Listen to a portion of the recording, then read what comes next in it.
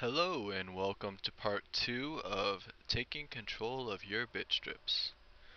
Alright, so now we're going over the next two tabs, which are text bubbles and controls. Alright, here we are on the text bubbles tab. We have our comic strip, and we see we have 6 basic types of text bubbles. We have our regular speech bubble, we have our whisper bubble, we have our caption box. We have a speech bubble with no border, which it will blend in with whatever you put it on top of. So this comes in handy because you can put it on top of anything and it looks like it's not even there. You can make a shirt say something, whatever you want. So that will come in handy sometimes depending on what kind of strip you're making. You have your thought bubble and you have your shout bubble. For now, let's just use the shout bubble. We'll put it in there. Okay. And then once you drag a speech bubble in there, no matter what kind it is, you will see a little tail on the bottom of it with a white X surrounded by the blue there. If you click on that white X, you can drag the tail of the bubble, make it longer, whatever you need to do, and you want it pointed towards the character that is speaking, whoever the character is that's going to be saying something.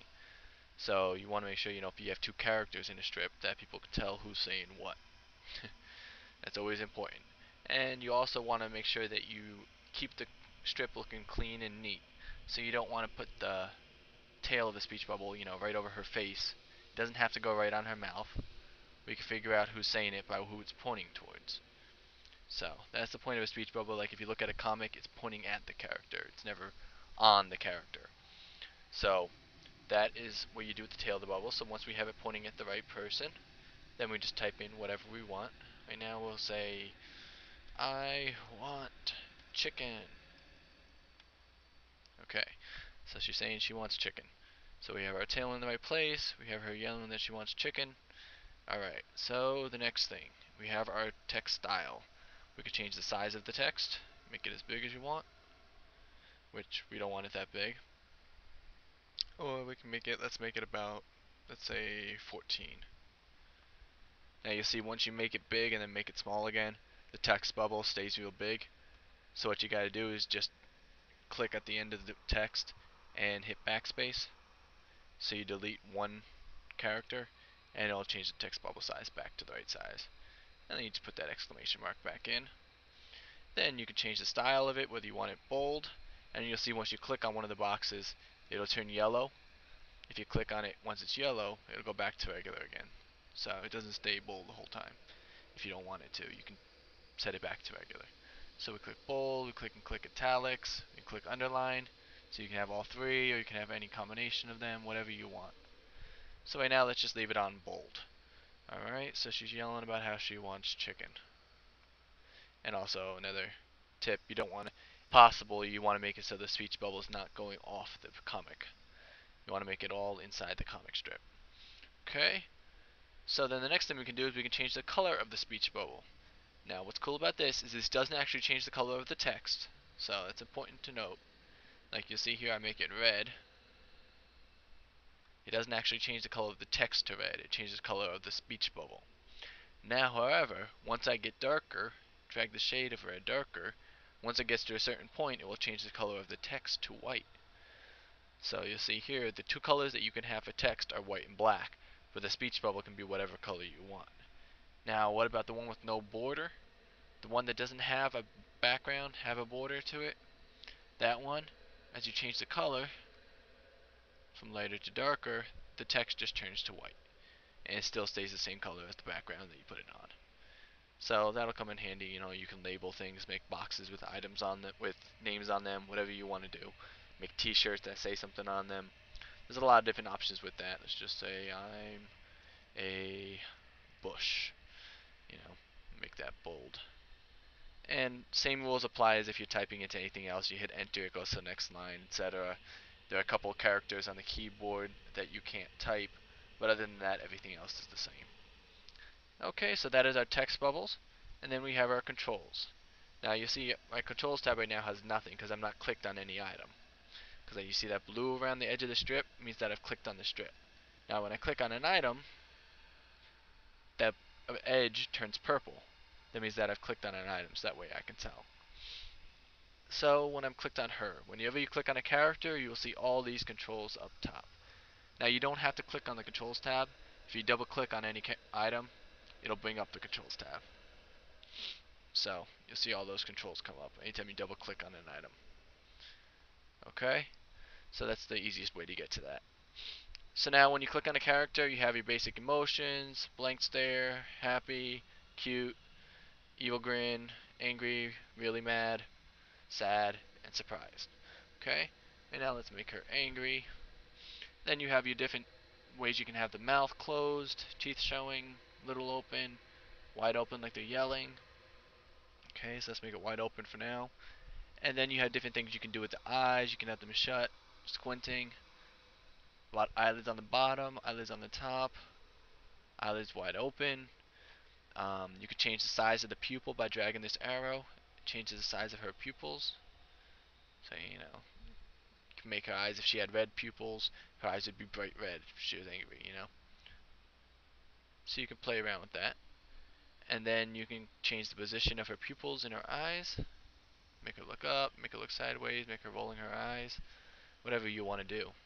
Now you'll see between the two eyeballs in the middle here, there is a V shape. If you click that, it separates and becomes two diagonal lines. What you can do then is you can control each eye separately. Like I can make one eye look to the left, one eye look to the right, make her blink, whatever you want. Whatever eye you click on last. Now with the things, for example, like let's say you want her to wink, let's say you want her to wink her left eye. Click on the left eyeball right here, and then click the close button. Now let's say you want her to wink her right eye. If you click on the right eyeball, which is actually on your left hand side, is her right eyeball, and then click the eye closed. Hold on, let's open her eyes. Click on the left eyeball, drag that, click eye closed. You click that. You have to click on the pupil and move it a little bit first, and then you can do whatever you want with it. So that's how you control the separate eyes. Okay? You can also control each eye separately, the size of it. Alright? So if you want to control the left eye, you click on the left pupil. If you want to control the right eye, you click on the right pupil. And that's how that works. And now let's just make her eyes both wide open. Make her looking straight ahead. Then you can turn the head. Get a little exorcist thing going here. But you can do whatever you want there. You can turn her whole body. You can turn them both separately. Whatever you need to do to position the character. It gives you a lot of options to make the character look exactly the way you want. You could tilt her head, like totally, whatever you want to do. You can make her squat. You can make her lean to the side. That's good for if you want a character to look like they're leaning against a wall or something like that. That comes in handy. That's what you'd use that for. Then you have your basic positions for the character, which are standing up, sitting down, and walking or running, whatever. There's a lot of different characters for them, a lot of different positions. So, in each one you have different things like running, you have falling, you have flying, whatever you want to do. So it's important to make sure that you play around with everything. Check it out, see what position you like. Okay, so for right now, we're going to make her look like I want chicken, she's angry. Okay, we'll leave it at that for right now. And you can also control what the hands do, whether it's pointing, thumbs up, whatever you want her to do. This controls the right hand, this controls the left hand. So that's the basic controls for the character. Play around with that, see what you can do. Then on each item that you drag in, when you double click on it, you'll see a lot of different controls for it. A lot of the items can have different forms. Like you see here, the chicken leg could be a chicken leg, or it can just be a bone. So, you can just have a bone sitting there. And you can change the color of it. You can change it to purple, whatever you want to do. We'll just leave it white for right now. And then you click on the bush. You see the bush has different forms. So usually most of the stuff has different ways you can make it. You see like the exclamation mark. I can't really change the color because it's already black, so it's going to stay black no matter what I change it to. Alright, so those are the different controls for every single item. And play around with them. See what you can do with each item, because sometimes you'll find other things you can use it for. And I'm about out of time. It's been about 10 minutes, so I'm going to let you go. And I will see you in part number 3 of taking control of your Bitstrips, in which I will go over all the controls on the bottom and the different levels in the strip, how to layer items, which is very important when you're making a strip. So until then, keep bit stripping, have fun, and goodbye.